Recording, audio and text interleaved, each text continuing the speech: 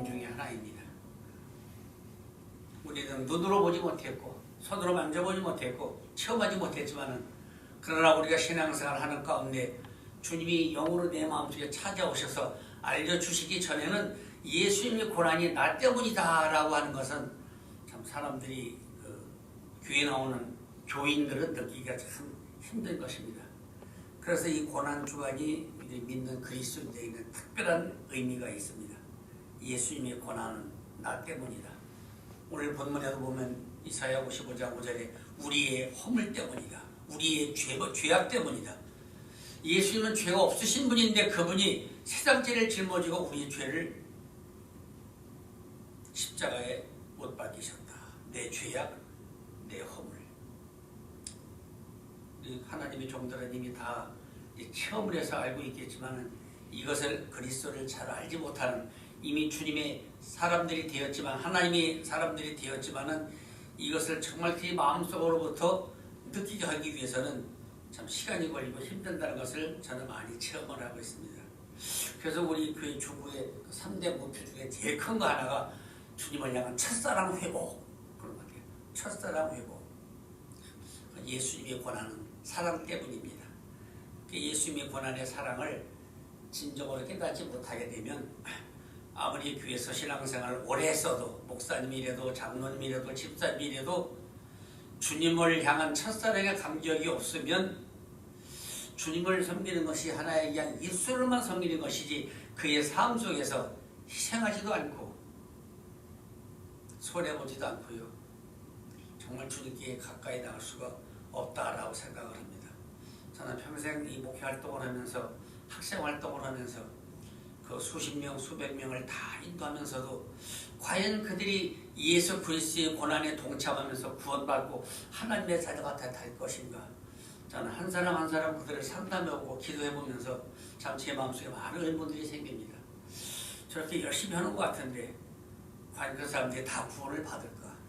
정말로 예수 그리스도 십자가와 1대1의 관계를 통해서 구원의 확신이 있나?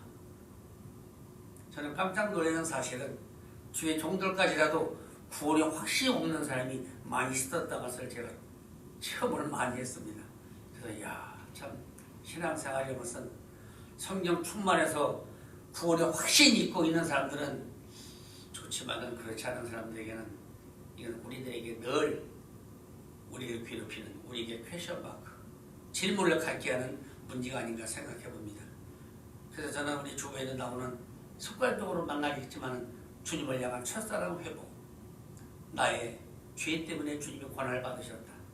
그래서 이 고난 주간만이라도 다시 한번 깊이 생각하고 오면서 내가 주님의 고난에 동참할 수 있을까? 저는 그렇지 않은 사람이 더 많다고 생각합니다. 어떻게 이게 장담합니까? 그들의 삶의 언어를 보면 알 수 있죠. 삶의 활동을 보면 알 수 있죠. 정말 하나님 중심으로 첫사랑의 감기에 사육한 사람들은 자기가 속은을 보더라도 모든 것을 양보하고 다 주님께 맡기고 예수님을 그래도 흉내내려고 합니다. 그러나 이 세상에서 제일 많이 싸움을 하고 질투하고 시기하고 문제가 많은 데가 어디입니까?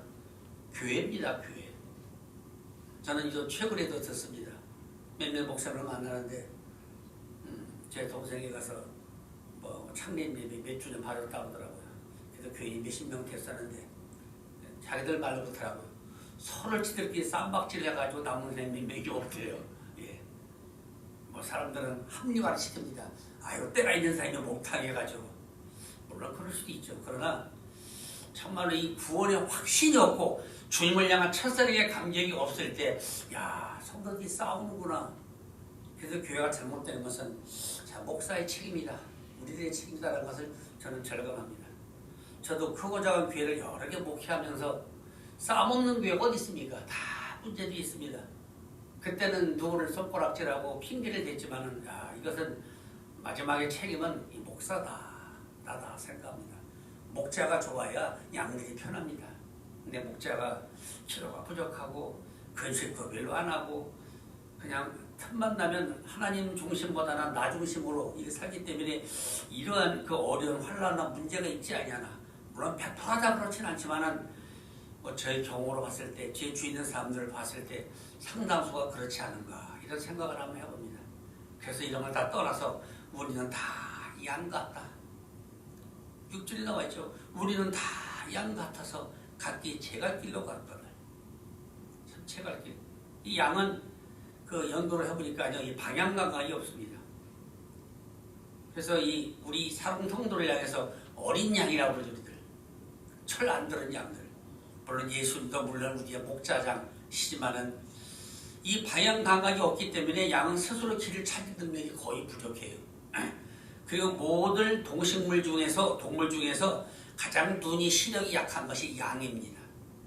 그래서 조금만 그 주인의 목자에 떨어지기만 하면 돌아오고 헤맵니다. 그래서 다른 짐승들이 길을 잃고 헤맨다는 말은 없어요. 기록은 없어요. 그러나 양은 길을 잃어버리기가 쉬워요. 그래서 만약에 이 양들이 안경이 필요하다면 제일 장사 잘 되는 게 양 키우는 데 가서 안경점을 내면 장사가 잘 될 것 같아요. 예, 양은 방향 감각이 없습니다. 두 번째, 양은 이 분별력이 잘 없어요. 그냥 쉽게 그냥 막 따라가요. 그러니까 앞에 목자가 가면 그 목자가 따라가는 바로 앞에 있는 양 못 따라가는 거지 목자 못 따라가는 게 아니라 양이 그렇게 눈이 나쁘대요. 그래서 한 마리 양이 잘못해가지고 이 땅떨어져 떨어지면 자기는 안 갈 텐데 잘 모르니 눈이 나쁘니까 계속 떨어져가지고 수천 마리가 떨어져서 죽은 경우가 있다는 것이 고대 목자들의 기록에 나와 있습니다. 참 눈이 나빠요. 쉽게 속고 따라가요. 그래서 마태복음 15장 14절에도 소경이 소경을 인도하면 둘 다 구렁텅이에 빠진다 그랬죠. 세 번째, 스스로 보호받지 못합니다. 다른 모든 짐승들은 나름대로 자기의 방어수단이 다 있어요. 뭐 빨리 도망간다든가 고슴도치는 주새끼처럼 조그맣지만은 털이 막 가시가 있어가지고 자기를 보호한다든가 뭐 이 땅의 모든 식물들, 동물들은요 자기 방어 본능이 다 있어요. 근데 양은 없어요. 그리고 네 번째, 짐승 중에서 고집이 제일 세대요. 제일 순한 것 같죠? 그게 성도들하고 똑같아요. 고집이 은근히 강하대요. 겉보기에는 온순한 것 같아도 양은 한 번 가는 길을 쉽게 바꾸질 않는데요. 고집도 세가지고요. 그래서 양 키우기가 제일 쉽대요. 간 길로만 가니까요.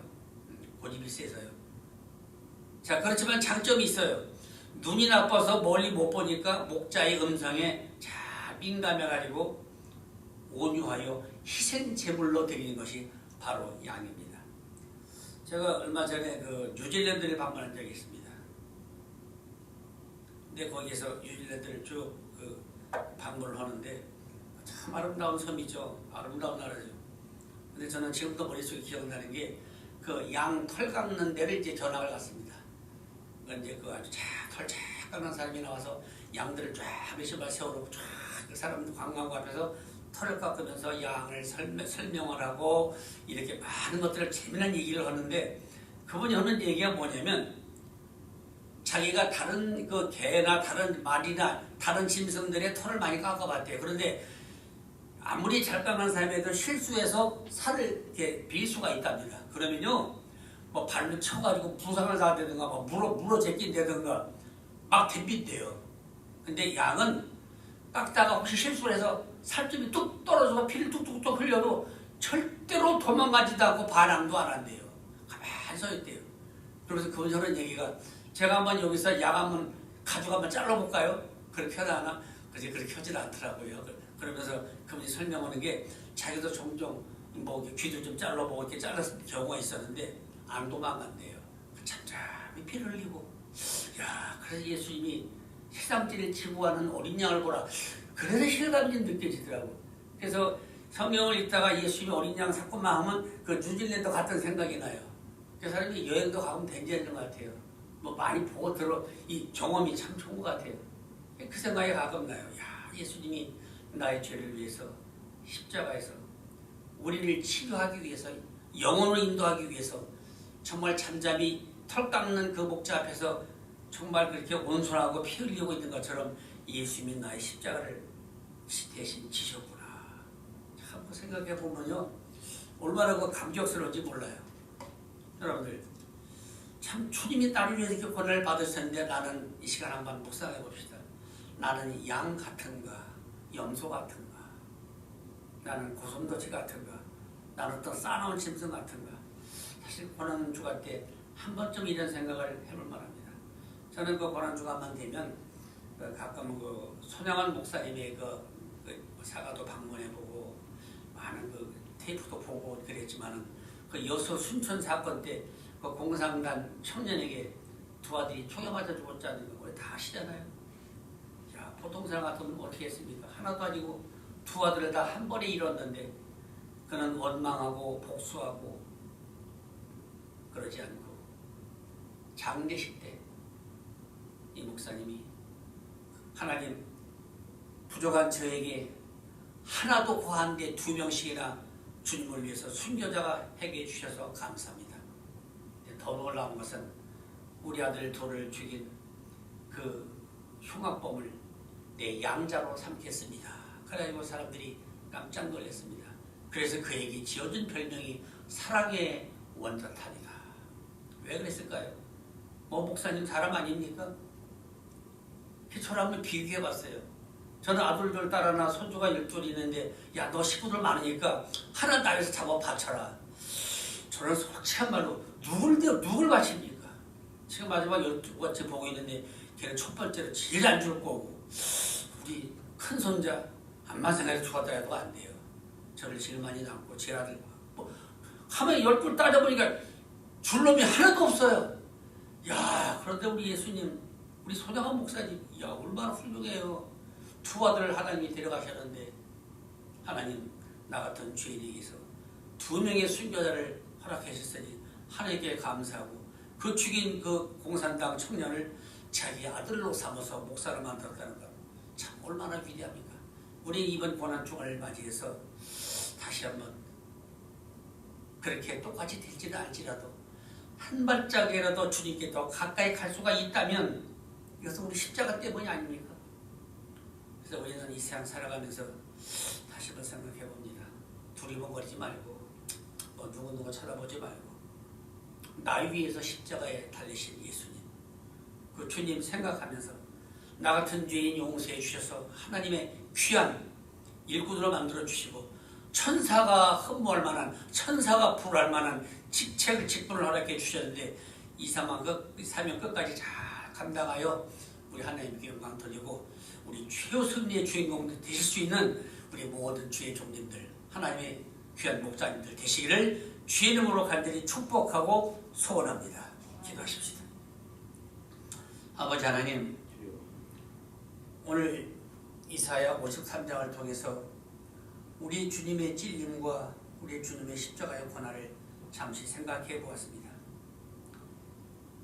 아버지 하나님 그냥 우리가 해마다 지나가는 형식적인 이런 고난주간이 아니라 정말 내게 이런 고난이 닥쳤을 때 이런 위대한 믿음의 선배들처럼 우리 예수님처럼 이 십자가를 우리가 잘 견디고 쓰러지지 않을 수 있는지 다시 한번 나를 돌아다보고 결심하고 결단하는 복된 가장 내 인생 가운데 의미 있는 고난주간이 될 수 있도록 하나님 사랑해 주시고 축복해 주시옵소서. 아버지 하나님 아직도 이 땅에는 하나님을 알지 못하는 복음을 들었다고는 하지만 주님께 나와 헌신하지 못하고 예수님을 개인의 구세주로 영접하지 못한 영혼들이 얼마나 많이 있는지요. 아버지 하나님 정말로 전도하기가 힘이 듭니다. 아무리 복음을 전파해도 아무리 물질을 투자하고 아무리 정성을 쏟아도 악한 사탄 마귀의 악령으로 말미암아 얼마나 주님께 인도하기가 힘든 험악한 말세를 맞이했습니다. 하나님 이때 우리가 더 열심으로 기도하여 더 성령 충만하고 이 주님의 깊은 사랑, 뜨거운 사랑, 희생적인 사랑을 꼭 기억하며 틈만 나면 기회만 되면 구원받지 못하고 지옥으로 가고 있는 우리 형제와 자매들을 전도할 수 있는 우리 믿음의 사람들로 우리 한 번 한 번 하나님 축복해 주시옵소서.